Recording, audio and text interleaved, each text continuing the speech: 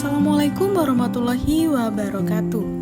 Kampanye praktik baik untuk memenuhi UAS mata kuliah Perspektif Sosiokultural dalam Pendidikan oleh Putri Sandi Puspa, NIM 240211105940, PPG Prajabatan Universitas Jember. Kampanye praktik baik. Penerapan scaffolding pada Zone of Proximal Development atau ZPD dalam memenuhi kebutuhan belajar serta menyesuaikan pembelajaran dengan karakteristik dan kemampuan masing-masing peserta didik. Kelas 4 SD Negeri Jember Lor 4 Kabupaten Jember.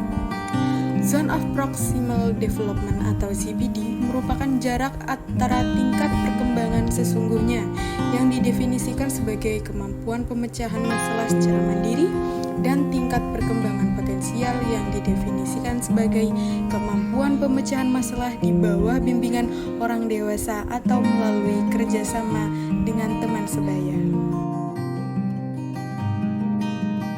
Scaffolding pada Zone of Proximal atau ZPD dalam pembelajaran.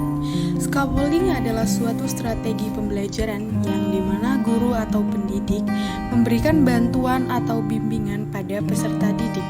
Kemudian bantuan dan bimbingan tersebut dikurangi secara perlahan hingga peserta didik dapat menunjukkan kemandiriannya yang lebih besar dalam proses belajar. Bentuk dukungan belajar yang diberikan guru dapat berupa petunjuk, peringatan, dorongan, penguraian masalah ke dalam langkah-langkah pembelajaran, serta memberikan contoh sesuai dengan kemampuan peserta didik. Dengan ini, peserta didik dapat belajar secara mandiri dan potensi yang dimilikinya akan semakin berkembang. Penerapan scaffolding pada Zone of Proximal Development atau ZPD dengan model pembelajaran Project Based Learning memberikan dampak yang cukup baik pada mata pelajaran IPA materi sumber energi alternatif. Scaffolding pada ZPD dilakukan oleh pendidik dan teman sebaya. Scaffolding yang diberikan seperti memberikan contoh, memberikan tutor penyelesaian, menjelaskan hal rumit menjadi bahasa yang lebih sederhana yang dapat diterima oleh peserta didik. Metode PBL sangat cocok untuk memberikan scaffolding pada peserta didik. Hal tersebut dilakukan dengan tujuan untuk memberikan pembelajaran yang efektif, berpusat pada peserta didik dan memerdekakan peserta didik.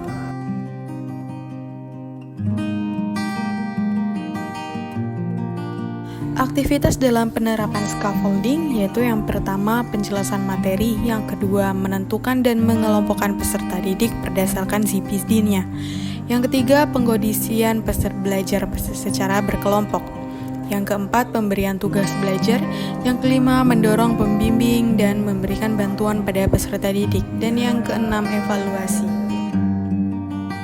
Hasil yang dicapai peserta didik ialah yang pertama mengembangkan potensi dan kemampuan peserta didik, yang kedua membantu meningkatkan kemandirian belajar peserta didik, yang ketiga peserta didik terlibat aktif dalam pembelajaran, yang keempat menciptakan lingkungan belajar yang suportif dan menerima peserta didik, yang kelima adanya perkembangan pada peserta didik.